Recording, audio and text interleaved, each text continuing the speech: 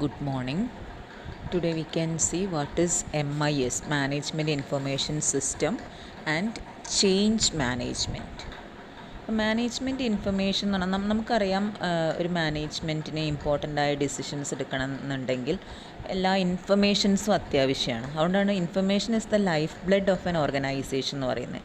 Decision making requires timely and authentic information to the decision maker. അപ്പം ഈ എന്താ പറയുക, the flow of information is made regular by the information system. അപ്പോൾ ഈ കൃത്യമായിട്ട് എല്ലാ ഇൻഫർമേഷനും എത്തിച്ചു കൊടുക്കുന്ന ആ ഒരു സിസ്റ്റത്തിനെയാണ് നമ്മൾ എന്തെന്ന് പറയുന്നത്, the system providing needed information to each manager at the right time, in the right form and in the relevant one which aids its understanding and stimulates its action.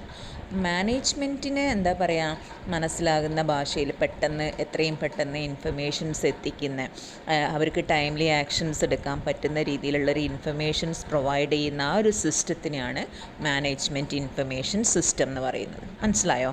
അപ്പോൾ it is an organised method by which managers at all levels in the organisation are presented with needed information in the right form and at the right time so that they are in a position to perform their task well.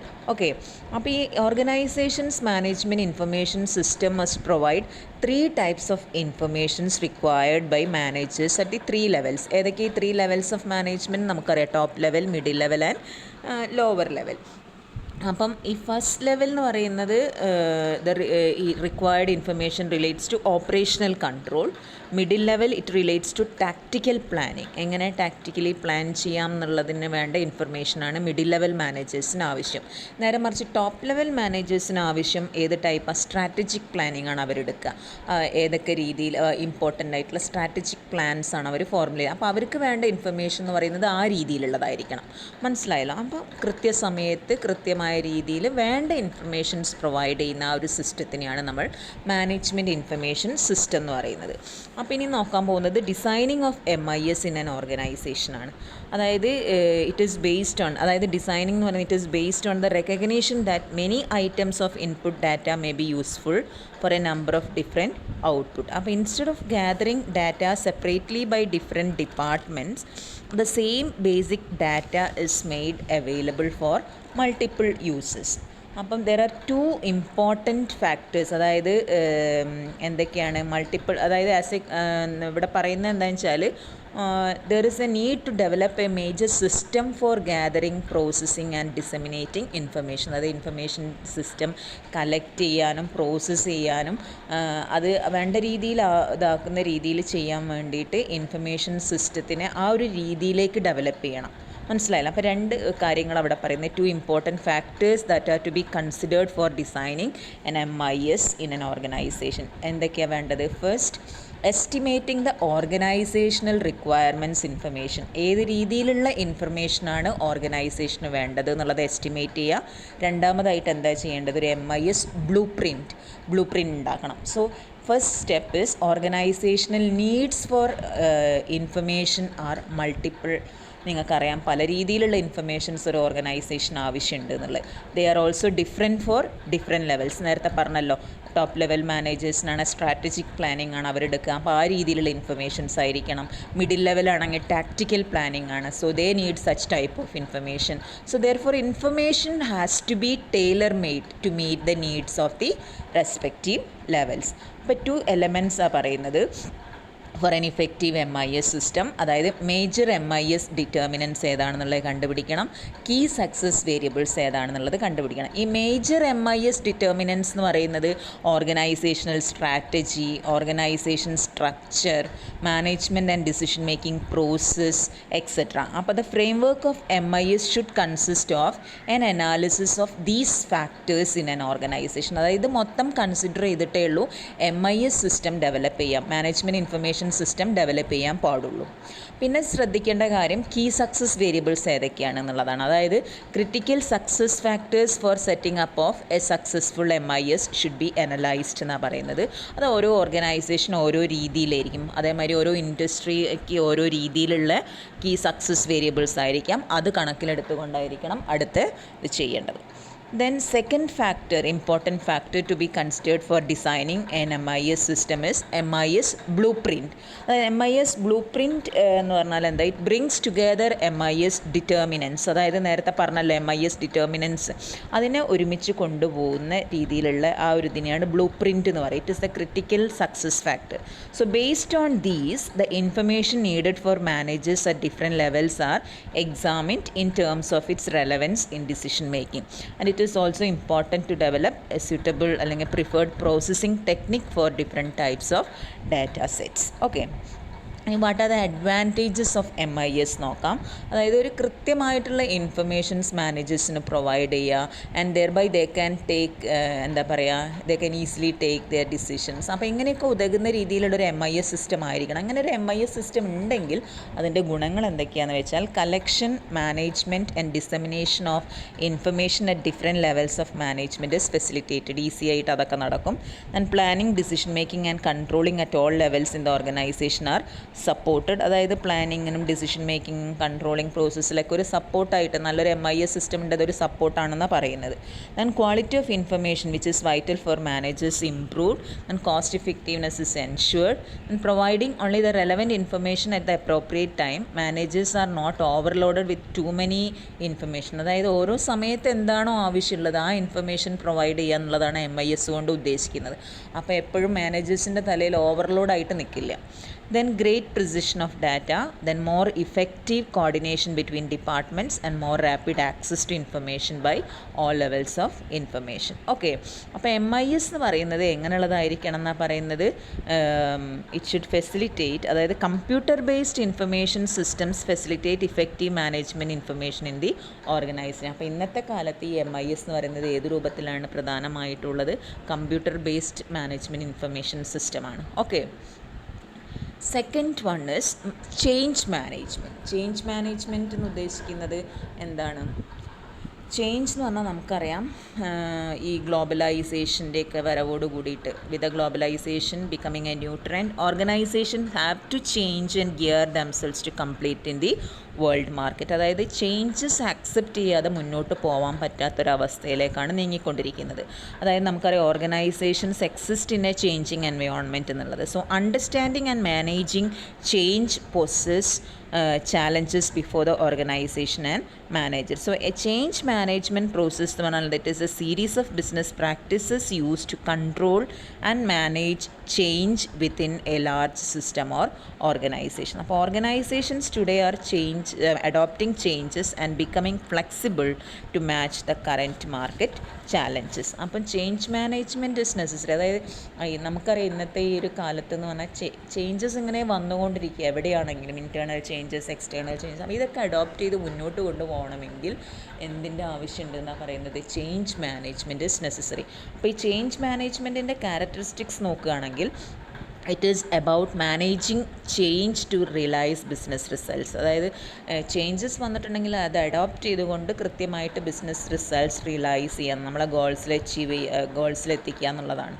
And it implies the process, tools and techniques for managing the people side of change. അതായത് പെട്ടെന്ന് ആളുകൾ അങ്ങോട്ട് ഈ changes adopt ചെയ്യില്ല. അപ്പോൾ അവരെ ഏത് രീതിയിൽ എന്തൊക്കെ ടെക്നിക്സ്, ടൂൾസ് യൂസ് ചെയ്തുകൊണ്ട് ഈ ചേഞ്ചസ് അവരെ കൊണ്ട് ആ എന്താ പറയുക അഡോപ്റ്റ് ചെയ്യിക്കുന്ന രീതിയിൽ എത്തിക്കാം എന്നുള്ള ആ ഒരു കൂട്ടം പ്രോസസ്സിനെയൊക്കെയാണ് നമ്മൾ ചേഞ്ച് മാനേജ്മെൻറ്റിൽ ഉദ്ദേശിക്കുന്നത്. Then it is a method for reducing and managing resistance to change when implementing process, technology and organisational change. Organisational changes വരുത്തുന്ന സമയത്ത് എംപ്ലോയീസിൻ്റെ റെസിസ്റ്റൻസ് ഉണ്ടാവും. ഈ റെസിസ്റ്റൻസ് കുറയ്ക്കുക എന്നുള്ളൊരു ഉദ്ദേശം കൂടെ ഉണ്ട് change manage. It is a method of reducing the resistance to change. Then last one, change management is necessary component of any organizational improvement process to succeed, including programs like BPR, TQM, etc.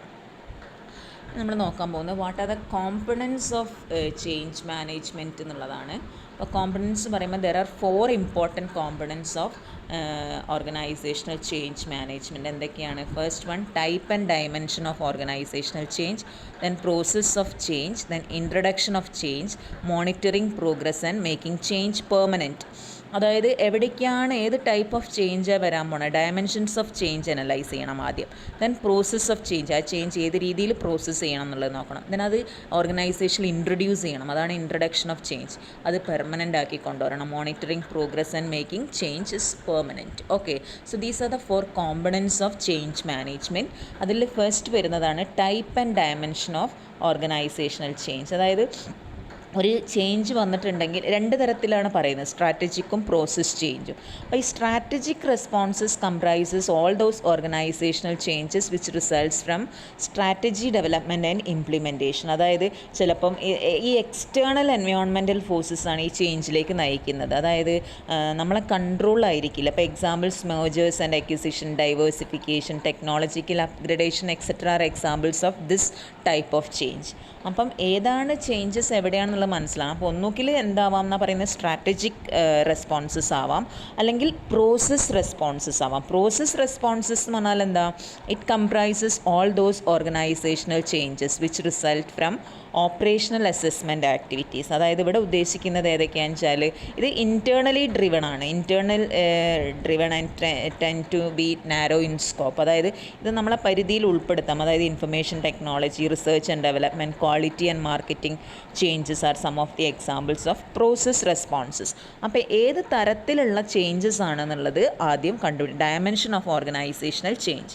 ഇനി at operational level all strategic responses can be directed towards any one or more of the following എന്നാണ് പറയുന്നത്. എന്തൊക്കെയാണ് വരുന്നത്? ഒന്ന് task management, structural change aims at modifying the structure, then technological changes, then people behaviour. അതായത് changes വരുത്തുന്ന സമയത്ത് ആദ്യം തന്നെ വരുത്തേണ്ടത് എന്താ, ടാസ്ക് ചേഞ്ച് ആണ്. അതായത് ഈ ടാസ്ക് ചേഞ്ച് എന്ന് ഉദ്ദേശിക്കുന്നത് it aims at changing the product or service portfolio of the organisation. അതായത് മേർജിങ് ആണെങ്കിൽ merging with a firm in unrelated business, അതേമാതിരി diversifying into additional business. ഇങ്ങനെ എന്താണോ ചേഞ്ചസ് വരുത്താൻ ഉദ്ദേശിക്കുന്നത് ആ ടാസ്ക്കാണ് ടാസ്ക് ചേഞ്ചസിൽ വരുന്നത്.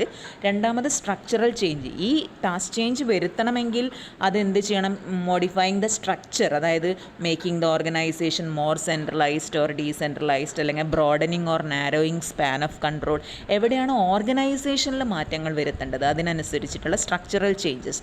മൂന്നാമത് ടെക്നോളജിക്കൽ ചേഞ്ചാണ് വരുന്നത്. അതായത് improving the efficiency of machines and workers. അതായത് ചേഞ്ചസ് അഡോപ്റ്റ് ചെയ്യണമെങ്കിൽ ആ രീതിയിൽ നമ്മളെ ടെക്നോളജി ചേഞ്ച് വരുത്തണം, ആളുകളെയാണെങ്കിലും. Then people or behavioural change എന്ന് പറഞ്ഞാൽ it aims at changing men himself by training and developing. അതായത് ആ ചേഞ്ചസ് അഡോപ്റ്റ് ചെയ്യണം. ഇപ്പോൾ പണ്ടാണെങ്കിൽ എല്ലാം കൈകൊണ്ടിരുന്ന സാധനം പെട്ടെന്ന് കമ്പ്യൂട്ടറിൻ്റെ ഇൻട്രഡക്ഷനോട് കൂടിയിട്ട് ആളുകളെയൊക്കെ കമ്പ്യൂട്ടർ പഠിപ്പിക്കേണ്ട ഒരു അവസ്ഥയിലെത്തിയല്ലോ.